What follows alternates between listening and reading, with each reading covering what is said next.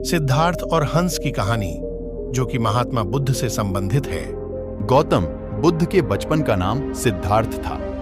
सिद्धार्थ नाम का अर्थ होता है वह जिसने अपने सभी इच्छाओं को पूरा किया।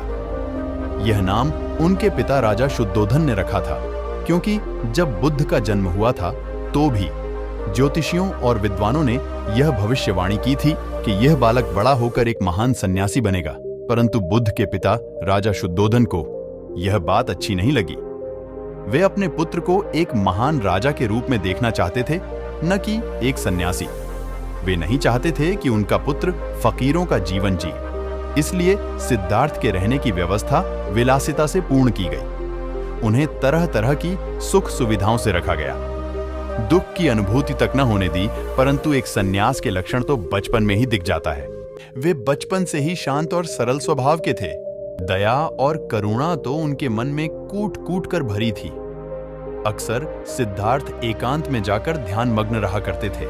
एक दिन की बात है, सिद्धार्थ अपने उपवन में एक शांत जगह इसी प्रकार ध्यान मग्न थे, तभी एक घायल हंस उनके सामने आ गिरा, जिससे उनका ध्यान भंग हो गया।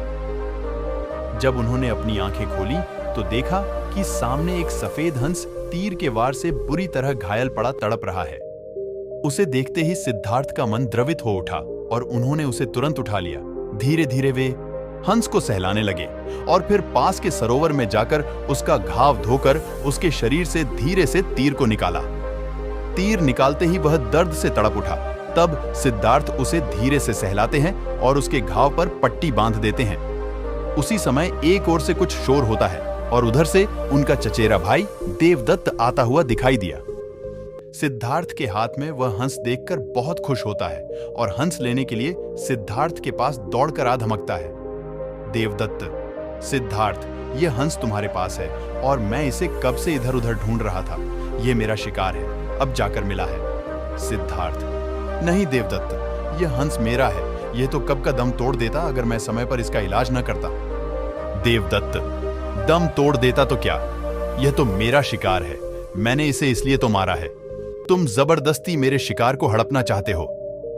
इस तरह दोनों भाइयों में उस हंस के लिए वाद विवाद होने लगा और धीरे धीरे बात बढ़ गई। तब दोनों ने मिलकर फैसला किया कि यह हंस किसका है।